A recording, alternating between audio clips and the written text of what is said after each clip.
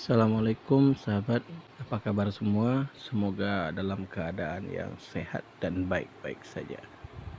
Kali ini kita akan melanjutkan uji pencapaian pembelajaran 2 pada halaman 273 sampai halaman selanjutnya ya sahabat ya. Jadi ini dimulai dari 272 di soal nomor 21. Kita dapat melakukan investasi dalam bentuk aset nyata atau real dan dalam bentuk aset keuangan atau finansial aset. Berikut yang bukan termaksud aset nyata adalah A. Pabrik, B. Saham, C. Tanah, D. Emas. Oke, sahabat ya. Yang ditanya di sini adalah bentuk investasi atau sebuah tabungan, atau bisa saja kita menabung, tetapi dalam artiannya menabung untuk dikembangkan. Investasi itu sangat banyak jenisnya, ada yang konkret, ada yang abstrak. Kalau yang konkret tentunya dapat kita lihat dan nyata ya sahabat ya. Contohnya pabrik, tanah, emas, membuat usaha lainnya. Itu termasuk di kategori aset nyata atau real. Kemudian ada aset yang abstrak atau tidak nyata, seperti obligasi, saham, ada juga investasi di bidang teknologi juga masih berupa saham. Ada broker yang biasa bermain trading, itu juga masuk di investasi yang tidak nyata atau abstrak. Jadi di sini yang ditanya adalah yang bukan. Dari sekian banyak contohnya, maka yang bukan itu adalah B, saham ya sahabat ya. Kita lanjut di soal nomor 22. Ketika pendapatan seseorang naik, perilaku konsumsinya cenderung akan naik. Begitu juga sebaliknya. Hubungan antara pendapatan, konsumsi, dan tabungan dapat dinyatakan dalam rumus. A. Pendapatan sama dengan konsumsi ditambah tabungan. B. Pendapatan sama dengan laba ditambah tabungan. C. Pendapatan sama dengan tabungan kurang tabungan. D. Pendapatan sama dengan bunga plus laba. Jadi seperti kata kuncinya yaitu pendapatan, konsumsi, dan tabungan ya sahabat. Maka ini akan dirumuskan dengan 3 model, yaitu pendapatan sama dengan konsumsi pos tabungan. Jadi jawaban nomor 22 itu adalah A. Kita masuk ke soal nomor 23. Peran komunitas dalam kehidupan masyarakat antara lain terlihat dalam pemberdayaan masyarakat berbasis komunitas. Pemberdayaan juga disebut dengan istilah A. Empowerment, B. Provision, C. Equality, D. Power. Oke, pemberdayaan ini yang dimaksud dalam bahasa asing ya sahabat ya, bukan bahasa Indonesia. Sedangkan dalam bahasa Indonesia pemberdayaan ini istilahnya disebut dengan pengembangan ya. Jadi kalau sahabat susah mencari arti dari pemberdayaan, maka ubah saja pemberdayaan ini ke bahasa Inggris. Dalam bahasa Inggris pemberdayaan ini istilahnya adalah empowerment ya. Jadi artinya adalah pengembangan. Jadi jawaban nomor 23 adalah A. Kita masuk ke soal nomor 24.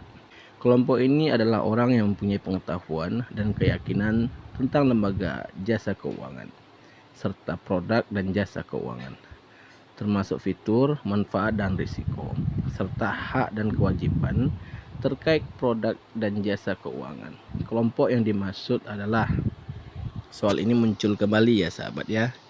Sebelumnya kita sudah bahas juga ini soal yang mirip dengan ini.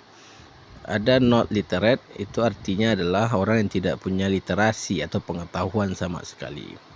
B. Well literate ya, akan mendapatkan pengetahuan itu.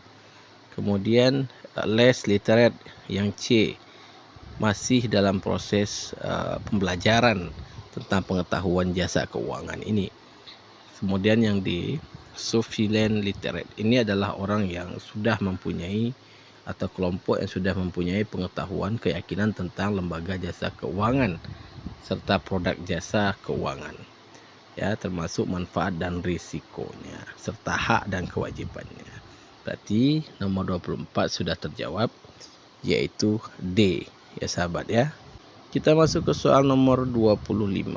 Eksploitasi sumber daya alam secara berlebihan mengacu pada pengambilan sumber daya alam sampai pada titik berkurangnya kemampuan sumber daya alam itu untuk tersedia kembali. Salah satu contohnya adalah dari soal ini kita harus memahami apa pertanyaannya ya.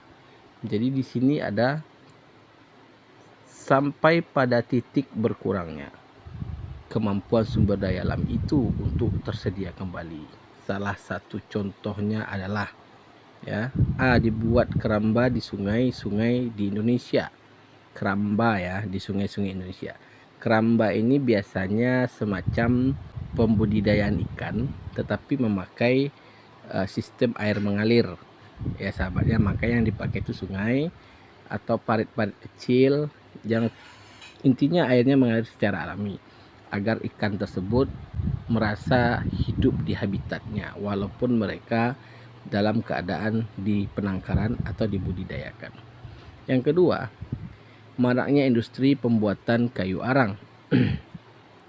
Kayu arang ini adalah semacam industri di mana produksinya adalah membakar kayu ya sahabat ya, tetapi bukan untuk dijadikan abu tapi untuk arang, setengah dibakar. Jadi bisa digunakan dimanfaatkan biasanya untuk bakar sate, untuk industri kuliner ya. Untuk buat bakso bakar tuh bakarannya pakai kayu arang biasanya ya sahabat. Yang C, dilakukan rehabilitasi hutan. Rehabilitasi itu adalah penanaman atau penghijauan hutan yang telah gundul ya sahabat. Yang D, terjadinya illegal logging ya, berarti penebangan hutan secara liar tanpa surat yang sah ya sahabat ya.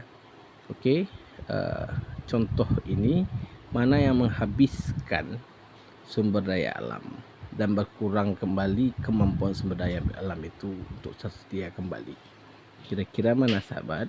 Oke, kita sudah menjawabnya yaitu di D, terjadinya illegal logging ya.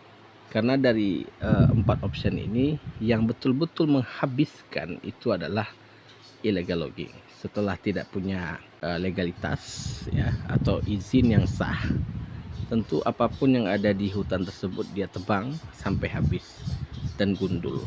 Oke, nomor 25 kembali kita tegaskan jawabannya adalah D. Baik sahabat, sampai di sini dulu. Nanti kita bahas lagi di part selanjutnya.